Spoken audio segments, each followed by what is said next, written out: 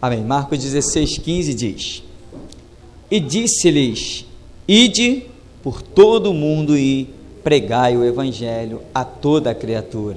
Quem crer e for batizado será salvo, quem porém não crer será condenado. Estes sinais seguirão, hão de acompanhar aqueles que creem.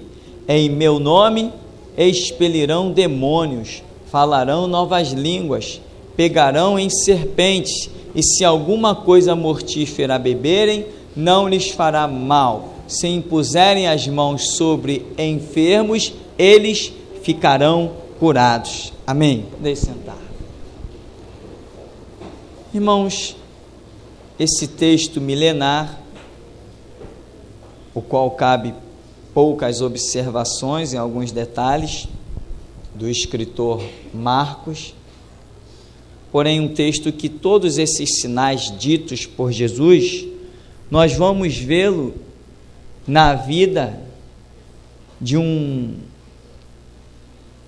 todos os servos de Deus, dos apóstolos, né? Inclusive até a questão das serpentes literalmente acontece, embora aqui seja um sentido espiritual, mas Paulo foi picado por uma víbora e os nativos da ilha esperavam que ele caísse morto, porque sabiam, conheciam aquela víbora, sabia que em pouco tempo a pessoa inchava e tinha uma parada cardíaca.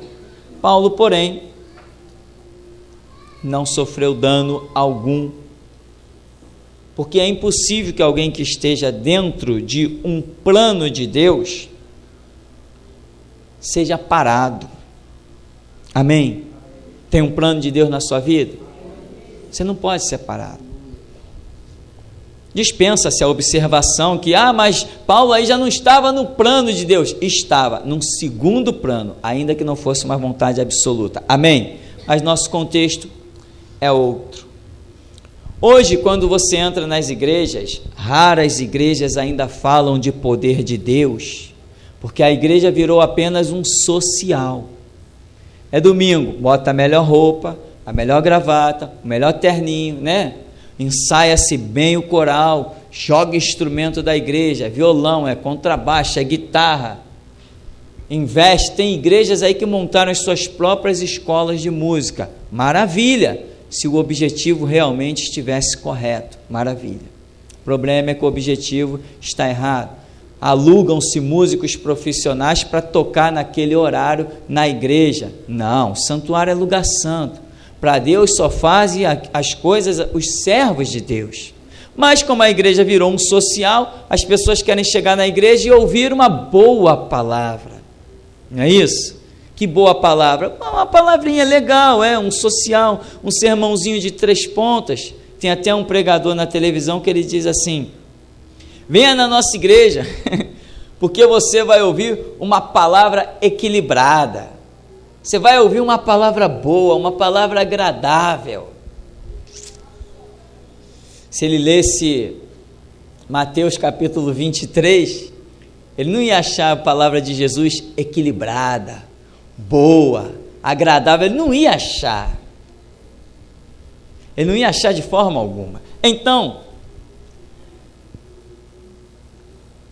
todos aqueles que ainda falam em poder de Deus, a mente deles se volta para onde? Igreja primitiva. O que é igreja primitiva? A palavra primitiva quer dizer primeira, né? Aquela que foi a base. Todos se voltam para lá, para a igreja primitiva. Por quê? É o grande modelo de todos os tempos. Benny Hinn, quem conhece Benny Hinn? Está lá nos Estados Unidos fazendo sinais e prodígios e maravilhas. Maravilha, glória a Deus. Tem até um site aí que tem os vídeos dele. Não duvide daquilo não, é verdade, porque eu conheço aquilo ali. Aquele poder que ele impõe a mão, a pessoa praticamente levita e cai no poder de Deus. Aquilo é uma realidade, acredite, eu conheço bem aquilo ali. Sinal, prodígio, maravilha. Mas quando nós falamos das maravilhas de Deus, a nossa mente vai lá atrás, 2000 anos atrás. E eu só pergunto algumas coisas para avivar a nossa memória. Nós queremos poder de Deus? Existem aqueles que entram na igreja e o que eles querem da igreja? Eles querem se servir do Evangelho e não servir ao Evangelho. Amém? É isso que acontece. Muita gente vem para a igreja para se servir do Evangelho. Por quê? Porque existe uma pregação aí por fora, dizendo que o camarada é crente, então o demônio não toca mais nele. Opa! O cara é crente, então o diabo não pode mais tocar nas coisas dele.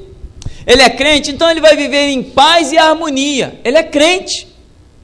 Mas Jesus, que é o referencial do cristianismo neste mundo, não viveu em paz e harmonia. Então existem conceitos errados, mas que estão mexendo muito na alma, no emocional das pessoas, estão arrastando uma multidão. As pessoas estão indo na igreja, tem igreja por aí, deixa eu adiantar isso talvez não sei o que vai ter com a nossa mensagem. Tem igrejas por aí que é a congregação que determina o que o pastor pode ou não pode pregar. Igrejas batistas tradicional são assim. Eu já fiz um bocado de inimigo batista, irmão. Ainda mais que tem um monte que ouve a nossa rádio.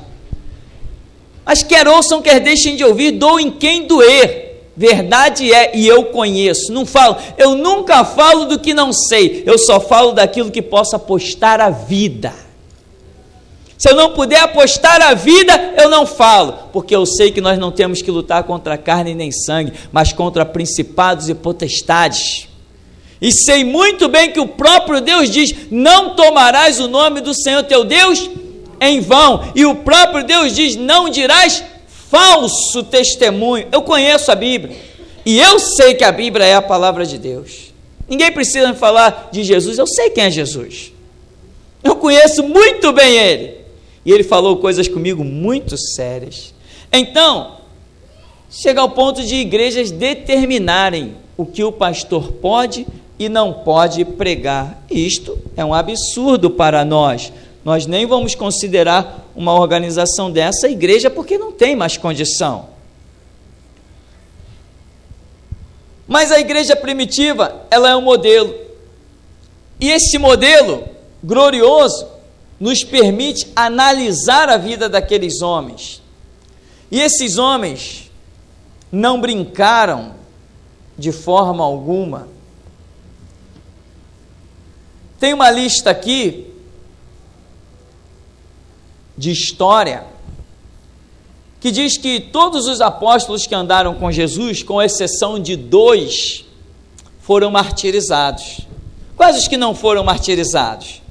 Judas Iscariotes, porque foi um traidor, não foi até o final, e João, embora há também alguns historiadores que falam até do martírio de João, mas como tinha tanta gente com o nome de João, existe uma confusão danada, era muita gente com o nome igual. O próprio nome Jesus, e em cada esquina achava um chamado Jesus.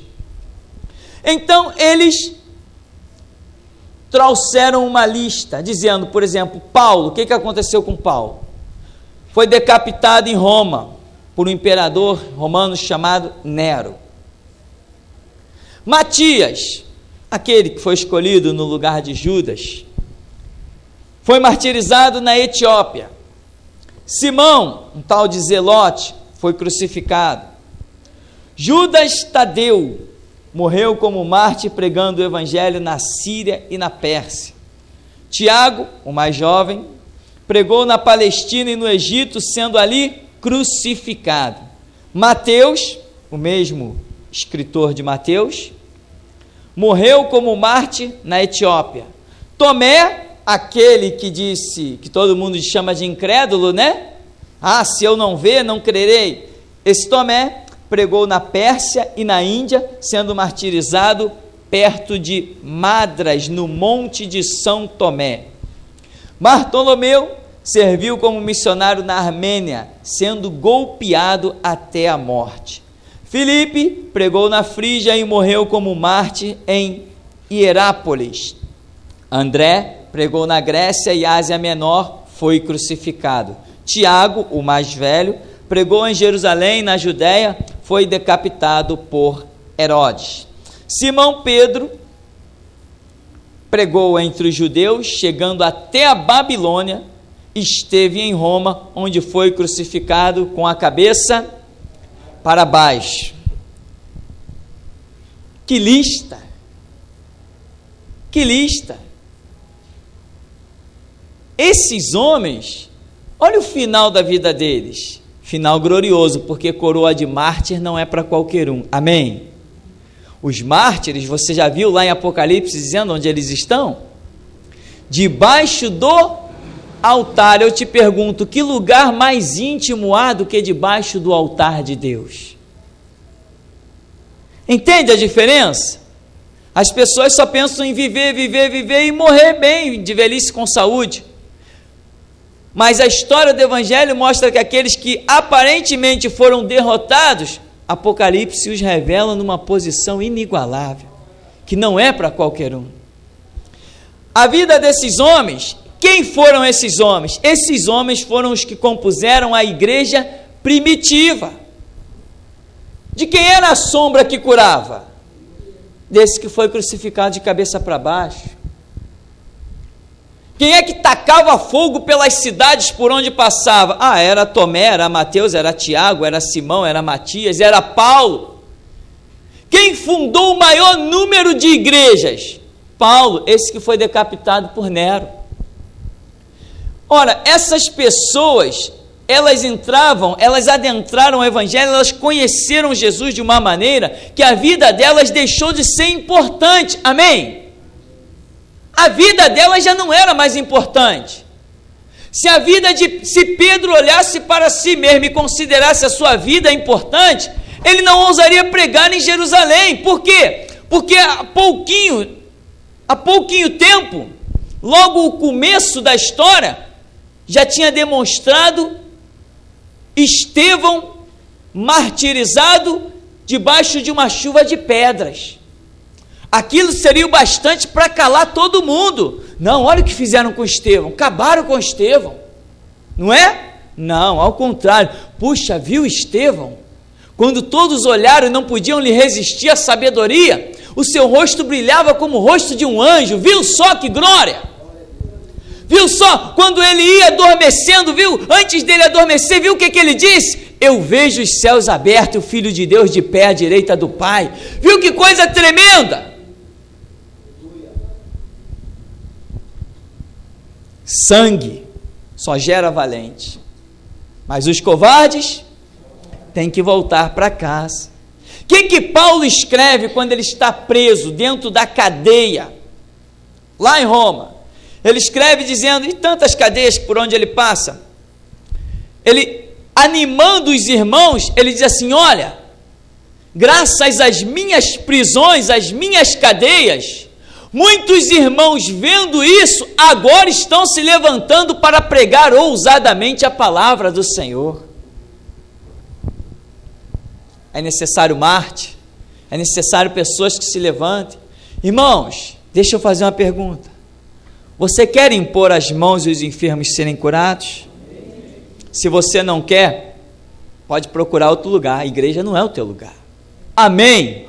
Porque o discípulo, Jesus falou, não cabe ao discípulo ser igual ao seu Senhor, né? Não cabe ser superior, mas cabe ser igual. Ora, se ele é o exemplo, nós temos que ser como ele. Se ele curou, a gente cura. Ele expulsou demônio, a gente expulsa. Você quer expulsar demônio? Se você não quer, você está no lugar errado.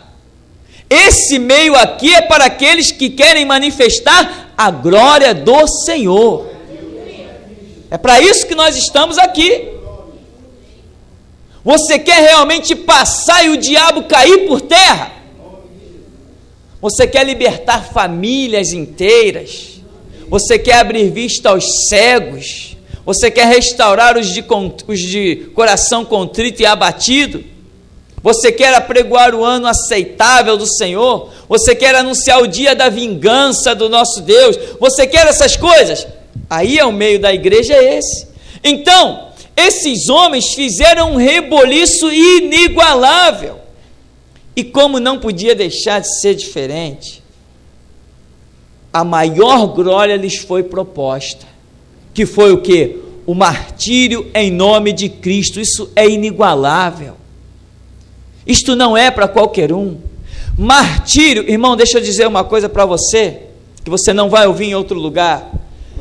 Ser martirizado em nome de Cristo é recompensa de Deus. Quando você realmente dá a sua vida, renuncia, Deus te recompensa com o martírio. Não se preocupe quando alguns ouvirem isso e dizerem assim, teu pastor é louco. Não se preocupa não, eu ouço isso todo dia, mas eu estou de pé. Eu estou de pé. Eu não reconheço enfermidade na minha frente nem no meu caminho. Enquanto o mundo se desespera, virose, né? Isso, aquilo, eu não estou nem aí. A gente recebe uns e-mails porque alguém ouve a nossa pregação, vê os nossos estudos na internet e diz assim, essas pregações triunfalistas, teu Deus é de triunfo? Então é isso que você tem que pregar. Acabou a história. Teu Deus perde batalha? Se ele não perde batalha, ele só tem triunfo. E acabou a história. Eu vou pregar que ele é de triunfo. Mesmo que eu esteja com a cara no pó e na cinza, ele é Senhor e acabou a história. O que eu sou, o lixo que eu sou, não importa. Mas quando eu abrir a boca para falar de Deus, eu tenho que falar das grandezas de Deus. Eu não prego o lixo que eu sou, eu prego a glória que ele é. É isso aí, ele é triunfante. E honra a sua palavra e vela sobre ela para cumprir.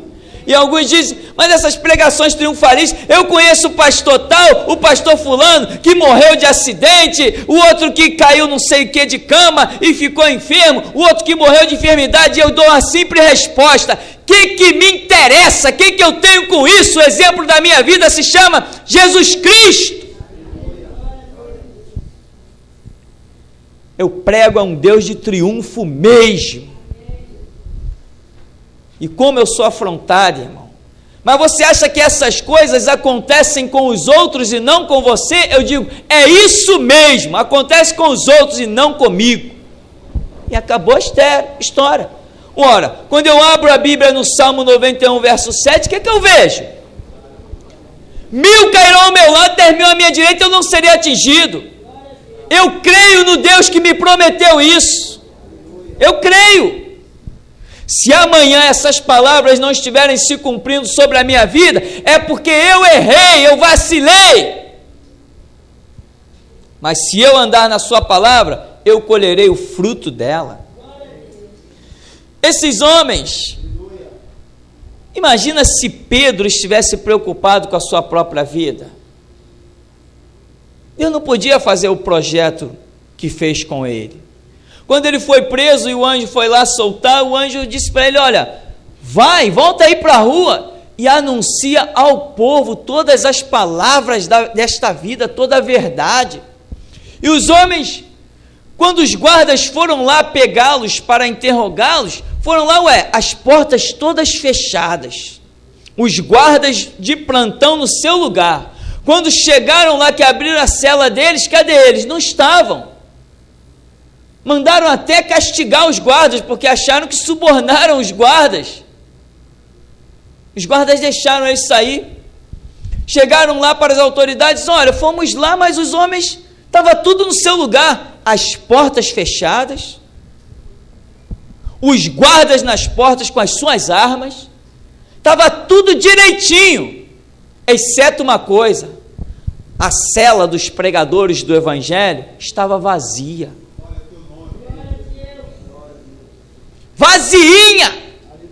Não é possível, esses guardas foram corrompidos. Não, os guardas não foram corrompidos. É o nosso Deus que não se corrompe. Ele é o mesmo ontem, hoje, será eternamente. Os guardas não foram corrompidos. Jesus Cristo é que é incorruptível. Então eles fugiram nada. Sabe onde eles estão? Na porta do templo, pregando a mesma coisa. Eu te pergunto, irmão, Com uma atitude dessa, como é que Deus lá do céu, lá do seu trono, vai olhar para os homens desses? Como é que Deus vai fazer com a vida desses homens? Se tinha porção de Espírito Santo para ser derramada, foi tudo derramado sobre eles, não restou nada. Quem mais teve tanta ousadia? Quem mais teve tanta valentia? Quem mais foi tão intrépido para dizer para as autoridades que podiam dizer mata, para chegar e dizer não podemos deixar de falar do que temos visto e ouvido. Vocês o crucificaram, mas ele ressuscitou dentre os mortos. E é em nome dele que as maravilhas acontecem. Nenhum outro nome há dado entre os homens pelo qual devamos ser salvos. Isso é autoridade. Como é que Deus vai olhar para a vida de um homem desse? Quando Pedro está velhinho, quando Pedro está velhinho, Deus olhou lá do céu e falou assim: o que eu vou fazer pelo meu servo? O que de melhor que eu tenho para ele? Salvo ele já é. Uma coleção de pedras preciosas ele já tem. Galardões e mais galardões. Olha, ele catou tudo. Ele foi um atleta cristão perfeito. Ele pegou todas as recompensas que eu tenho nesse céu para dar. Mas eu preciso dar mais alguma coisa para ele. Já sei. Vou permitir o martírio. Vou deixar que botem a mão nele. Deixou. E Pedro, reconhecendo o teor da sua recompensa, quando os guardas lançaram a mão dele, com muita facilidade, já estava velhinho, não corria mais, aliás, nunca correu de ninguém, que crente não corre, crente encara tudo e vence qualquer coisa, crente é imbatível, é indestrutível. Quando lançaram a mão dele, vem cá, velhinho, puxou para cá, chegou o teu fim. Ele falou: não, crucifica-me de cabeça para baixo, porque eu não sou digno de morrer como meu Senhor. Ele está me dando essa recompensa de morrer como ele, mas eu não sou digno de morrer como ele. Me põe de cabeça para baixo. Deus falou assim: esgotou. Amém, meu irmão? É assim que Deus tem que olhar para a gente. Deus tem que nos ver tão entregues que ele diga assim: esgotou, acabou, não tem mais nada, esgotou. Claro que isso é um pensamento filosófico, né? Deus sempre tem mais para te dar. Quanto mais você renuncia, mais recompensa tem te esperando. Meu irmão, deixa eu dizer uma coisa: você quer ver os sinais de Deus? Os sinais são consequência das renúncias. Amém? Repita isso 500 vezes para você não esquecer. Os sinais são consequência das renúncias. Muita gente quer sinal de Deus, mas não tem renúncia. A Bíblia nos diz que é dando que se recebe.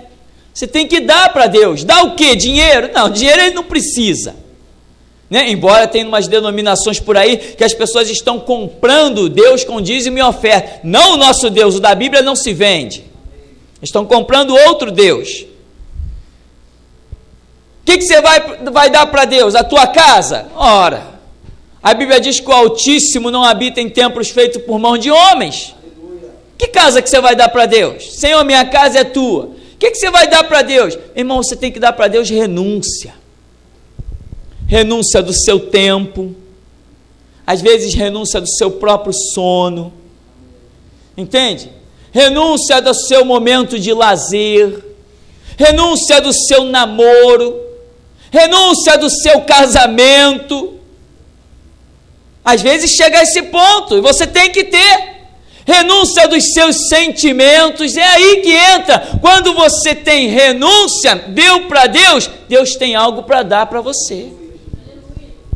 Só assim que funciona. Essa é a lista. Uma listinha pequena. Depois desses homens, vieram outros que pagaram preço. Só que hoje os cristãos, eles não estão querendo servir ao Evangelho. estão de um modo geral no mundo, eles estão querendo se servir do Evangelho. Quando se prega que Jesus cura, a igreja lota. Você é testemunha que quando Deus nos dá dia para proclamar dia de cura aqui, embora Ele cure todo dia, às vezes nos separa alguns dias, aparece gente de tudo que é canto, que é curada, vai embora e some, mas levou o sinal de Deus. A questão é, meu irmão, aonde nós queríamos chegar com esta introdução. Deus quer pessoas através das quais Ele possa manifestar os seus sinais. Por quê? Eu vou te dizer uma coisa que eu creio. O anticristo, a pessoa que será cheia do espírito do diabo, o anticristo é isso? Um homem comum, nascido de mulher, é isto que é o anticristo. Porém, possuído por demônio até transbordar, tá? Este anticristo, eu creio, ele já está no mundo. E as nossas pesquisas, vamos assim dizer, apontam para um jovem que hoje está com 17 anos, o anticristo. Ora, quem que Deus vai precisar? Deus vai precisar de pessoas muito valentes, muito ousadas, muito estudadas. Deus não precisa de crente falando besteira. Deus precisa de homens e mulheres sábios, com a palavra afiada, a palavra na ponta da língua, que a língua seja como pena de um destro escritor, obreiros aprovados que não têm do que se envergonhar e manejam bem a palavra da verdade. Deus não precisa de gente de blá blá blá, paroleiros. Deus precisa de gente sábia, aleluia, gente estudada, instruída, com conhecimento da verdade, porque foi isso que Jesus Cristo diz em João 17:17. Pai, separa-os, santifica-os na verdade, a tua palavra é a verdade. É aí que nós temos que estar separados, santificados na verdade, conhecimento transbordante. É isso que Deus vai precisar agora. Por isso você vai ver um monte de crente, e eu já tinha dito isso há anos atrás, e agora muitos estão vendo. Você vai ver mais do que nunca crentes de meio termo, caídos, fracassados, oprimidos e derrotados, porque brincaram e zombaram de Deus. Agora, aqueles que estiverem realmente na presença, desfrutarão de semelhante glória, tal qual estes homens do começo da era da igreja. Há uma expressão bíblica que hoje nós víamos no seminário, e a graça de Deus nos permitiu. A parábola das 10 virgens, em Mateus capítulo 25, diz que à meia-noite ouviu-se um grito. Esse grito é produzido por quem? Por um povo. Deus usa o povo, não é isso? Por um povo que está na sua vontade, despertado, acordado, e esse grito era para acordar todas as igrejas, porém tinham prudentes e nécias, e nem todas acordaram. Mas a Bíblia diz que à meia-noite ouviu-se um grito. Eu quero que você entenda. A noite começa em meia-noite? Não, por exemplo, agora já é noite, não é meia-noite. Nós estamos adentrando a noite. Meia-noite é o ponto mais negro, é a escuridão maior. Meia-noite é o reinado do anticristo no seu apogeu, no seu auge. E a Bíblia diz que à meia-noite ele encontrou servos que pudesse usar como grito. Então significa que esses servos adentraram a escuridão, caminharam na escuridão, e quando foi meia-noite deram seu grito. Entendeu? Compreendeu? Mas quem é o servo valente e valoroso que ouse entrar pela escuridão até chegar ao ponto da meia-noite e dar o grito para despertar o povo do Senhor? Cadê esse servo? Quem é ele? ele tem que ter muito conhecimento, ele tem que estar andando na lâmpada dos seus pés e na luz do seu caminho, eles têm que estar vestido, revestido, corroborado, edificado, sobre edificado na Escritura. Esse chamado é para você. Esse chamado é para você. Os sinais vão se manifestar, a sabedoria vai se manifestar, desde que você tenha a condição em si de pagar o preço. Renúncias e mais renúncias trarão os sinais de Deus sobre a sua vida, porque lá foi dito, né, ide por todo o mundo, pregai o evangelho a toda criatura, os sinais hão de acompanhar aqueles que creem em meu nome, expelirão demônios, falarão novas línguas, tal, e há muitos outros sinais além desses aí, nós vemos na Escritura. Se você tiver disposição para renunciar e disposição para ir até a morte, aí verdadeiramente o projeto de Deus vai se cumprir sobre a sua vida, porque nesta dispensação que nós estamos, somente esse tipo de pensamento cristão é que poderá ser instrumento nas mãos de Deus. Afinal de contas, a consumação, né? Apocalipse 12, 11, não é isso? Não é à toa que está no capítulo 12, que significa a plenitude. Apocalipse 12, 11 diz o quê? Eles, pois, o venceram pelo sangue do Cordeiro e pela palavra do testemunho e não amaram as suas vidas até a morte, por isso venceram. Está dizendo da igreja, a igreja venceu ao diabo, o versículo é isso, a igreja venceu ao diabo, pelo sangue do Cordeiro e pela palavra do testemunho, e não amou a sua vida até a morte, por isso alegrai-vos, festejai-vos, ó céu. Esse grande dia está preparado, meu irmão, para as nossas vidas. Você tem um projeto de Deus que te conduz sempre em triunfo e vitória, mas não seja daqueles que entram na igreja para usufruir da causa do Evangelho. O Evangelho nos chama a contribuir para a causa e não usufruir da causa. Como alguns dizem assim, eu gostaria tanto de viver da obra. E eu digo assim, o chamado de Deus não é para vivermos da obra, é para morrermos pela obra. Esse é o chamado de Deus. Você está disposto a morrer pela obra? Você tem experiência suficiente, crescimento espiritual suficiente para isso?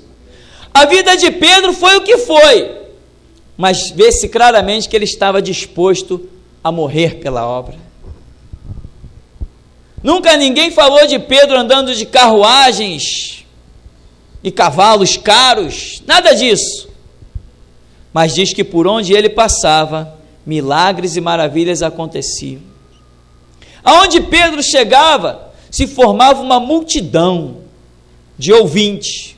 Quando ele terminava de pregar, tinha uma multidão de convertidos. Esse é o projeto de Deus com as nossas vidas. Então, querido, os sinais seguirão aos que creem. Quem crê? Se tu creres, verás a glória de Deus. Apenas me permita ser redundante num detalhe. O anticristo começará o seu reinado com paz, não é isso? Uma falsa paz. O reinado de paz do anticristo já é a escuridão. Amém? Quando ele começa a agir para subir ao pódio, para subir ao seu trono e reinar sobre o mundo, mesmo com a falsa paz do primeiro cavaleiro, cavalo branco de Apocalipse capítulo 6, mesmo aquele cavalo branco já é trevas. E a igreja tem que estar na terra ainda, para alertar o mundo e para despertar igrejas que não vão acordar, como diz a parábola de Mateus 25, não vão acordar, mas Deus cumprirá ainda salvação por misericórdia na vida daqueles mesmo que não forem arrebatados, porque terão em lembrança, em memória, porque a igreja que foi arrebatada deixou de pregação, deixou de estudo, deixou de vida, deixou de alerta. Isso não pode ser feito com qualquer um. Esta obra só pode ser feita com gente valente e muito valente, porque à meia-noite ouviu-se um grito, e para você ficar vivo e fazendo a obra plenamente em meio às trevas, tem que realmente ser obreiro de valor, que não tem do que se envergonhar e maneja bem a palavra da verdade. Amém. O Senhor nos abençoe em nome de Jesus.